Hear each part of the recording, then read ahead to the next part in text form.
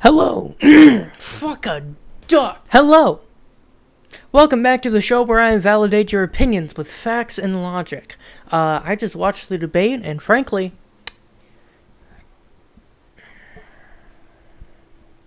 sure, I guess you could say that was a debate.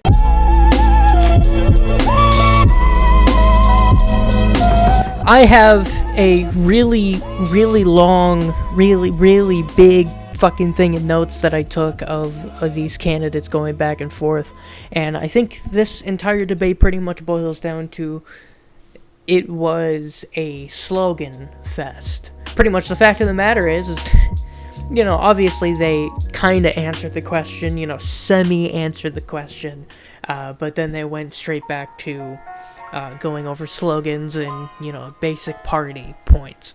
And I'm going to be completely honest with you, that's not what I came here for. I came here for policy discussion, not personal attacks and two retards battling it out. They talked about abortion, Roe v. Wade being overturned. Pretty much everybody understands who supports what and who's who in this thing. Harris wants to reinstate Roe v. Wade. Donald Trump doesn't really give a shit, but if push comes to shove, he probably would put in an abortion ban, because during the debate, he refused to answer the question on if he would sign into law an abortion ban. Did not answer it, and I found that really fucking telling. Because if I remember correctly, his VP is pretty radical on the whole anti-abortion shtick. January 6th, what is there to know about January 6th? The simple fact of the matter is that Donald Trump completely has disconnected himself from it. He says that I had nothing to do with it, which is absolutely fucking bullshit, because even the moderator was against him on it. But then again, this is ABC, so the moderator's probably going to be against him no matter what. A little quick note about the moderators. I do kind of like the idea of having a fact checker as your moderator, but that fact checker has to be fair, because they were perfectly fine with going after Trump with the fact checks, but they didn't go after Harris with any of the fact checks. I assume that's probably for the reason of the fact check that I'm thinking about right now. The suckers and losers and the Charlottesville are kind of hard to fact check, because the simple fact of the matter is that he did say it. It all depends on the type of context, and you can split it whichever fucking way you want. But I do believe that the moderators did go pretty hard on Donald Trump when it comes to the fact checks, but then again, don't lie and don't falsify truths, and then the moderators wouldn't have to go after you. Fucking insane, I know. He still acknowledges that he didn't lose in 2020, that they were a bunch of cheaters, but he wasn't as overt with it than he was on this debate than he usually is. He just simply said, I didn't lose. The immigration section was pretty interesting. This was a very lengthy session, because I took a bunch of notes, but I noticed that they pivoted a lot. The simple fact of the matter is that if there's one thing that Donald Trump likes to talk about, it is immigration. That is the one thing that he hammers home. Mainly points like Kamala Harris being the border czar, but not doing anything about the border. Migrants pouring into the country, committing crimes, and he even mentioned the fucking meme of the migrants eating cats and dogs. That was really fucking funny to see. It's like the internet and real life merged together for a second, and I felt at peace.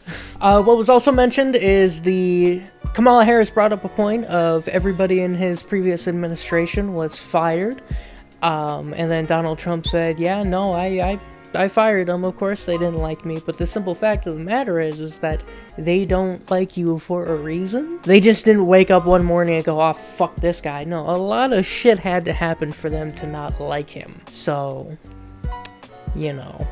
Donald Trump wants to, weasel himself away from the fact that his previous administration hates him, but he wants to cover it in a way that, oh, well, because I fired them, they don't like me, when the simple fact of the matter is that they had a lot of fucking hang-ups about the guy. They were also talking about how Kamala Harris flip-flops on a bunch of policy topics, the main things being fracking, economy, and foreign policy. I I want to say foreign policy, but don't quote me on that. But the main thing about fracking is, in 2020 she mentioned that she hated fracking, didn't want the U.S. to participate in fracking, but now she's flip-flopped and changed her position to drill baby drill. And I think conservatives need to be very, very careful with how they approach the flip-flopping of positions, because politicians' positions and policy positions, fuck it, Doc, change all of the time. And Kamala Harris is no different. I believe Donald Trump has changed his position on a lot of shit over the past 10 years of his life. I mean, everybody's positions changes over time if you're not fucking insane. I think it's fair that Kamala Harris has changed her position on a couple of things. Now, did she change her position on too many things to appeal to a broader vote? Maybe, but the simple fact of the matter is that you are having Democrats move more to the center while Donald Trump and his supporters are moving further right. Donald Trump and his supporters are not moving to the center. They're not budging on these big topics, while Kamala Harris is moving more to the center because her left flank is telling her, chill the fuck out, we want to get you elected. The problem with the right is that there isn't that right flank there telling him to chill the fuck out, because who's there to oppose him? That's the point. That's the problem. And then they talked about the Hamas war. They both support Israel. Notable thing that Kamala Harris said is that, yes, we want a ceasefire, but we also want a two-state solution. Donald Trump didn't mention much of anything. I didn't really. This debate has already been settled by the big politicians, by the leaders of each party has already said their position on it. That's not going to change. The simple fact of the matter is that the United States institution, or the military-industrial complex, wants to support Israel by, quote-unquote, allowing them to defend themselves. When the simple fact of the matter is that they're both just kicking the shit out of each other at this point. I'm not too concerned about it. I don't really give a shit.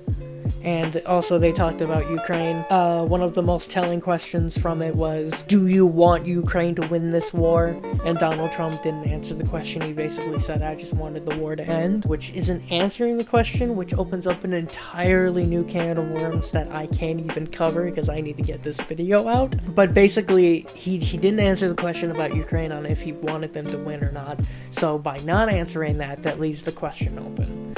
And it does not end well for you because, you know, you can split it both ways. You can say, okay, well, he just wants the war to end. Or you could split it and say, oh, well, he wants Russia to win because he has personal interests. So it's a lose-lose situation regardless of how you answer.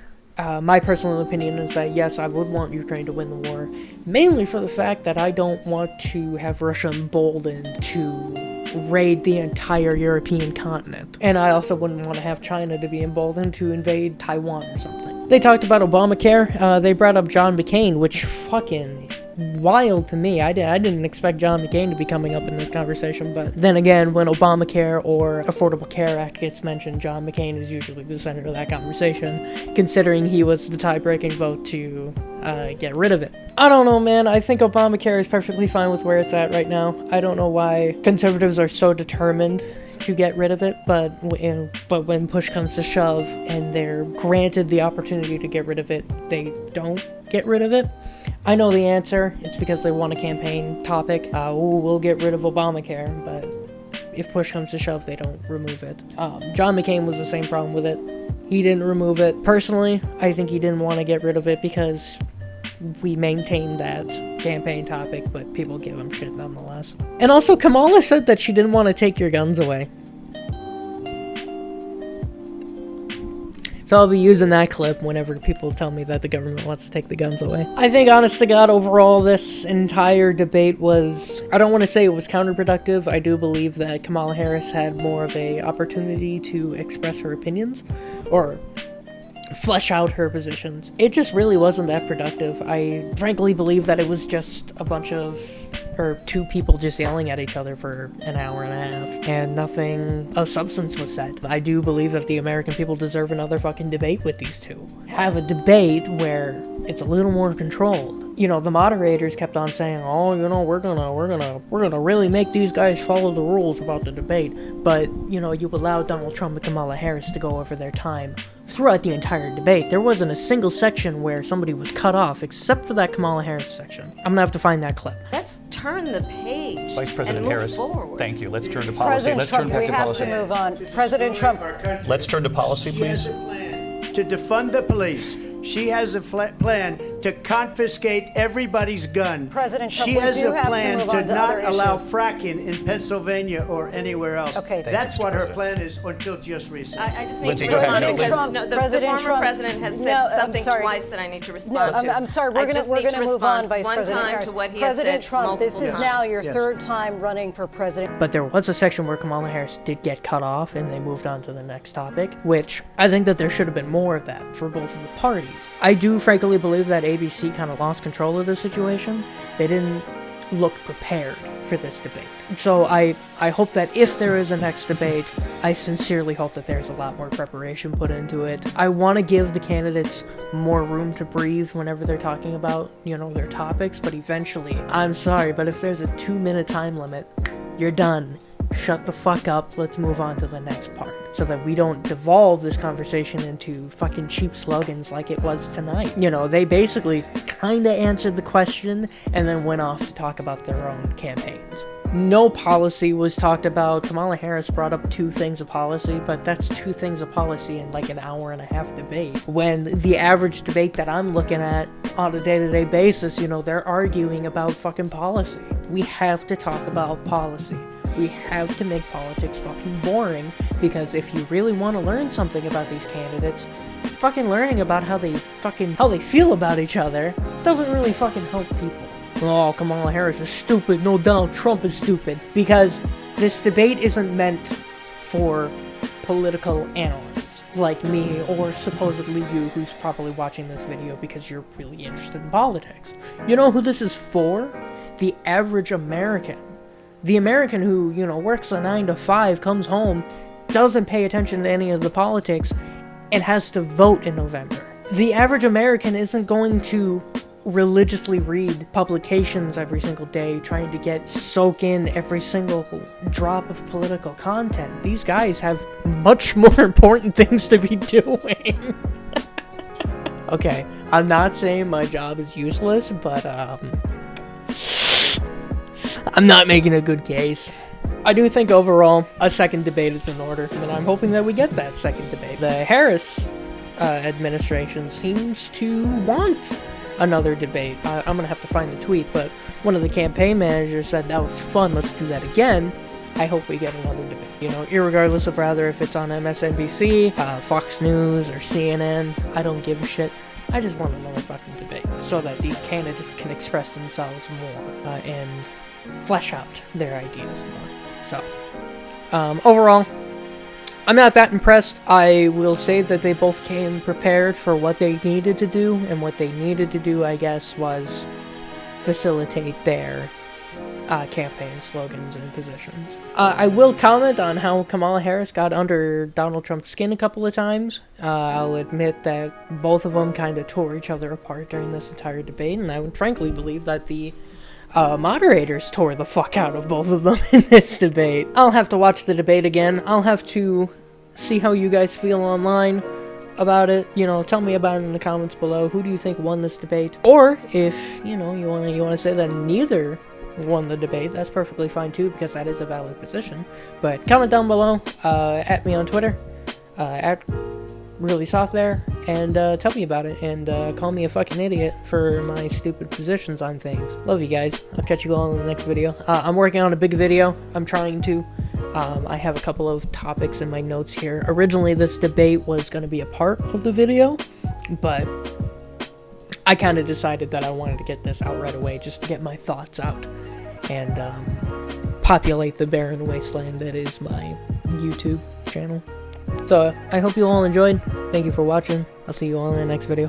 Peace.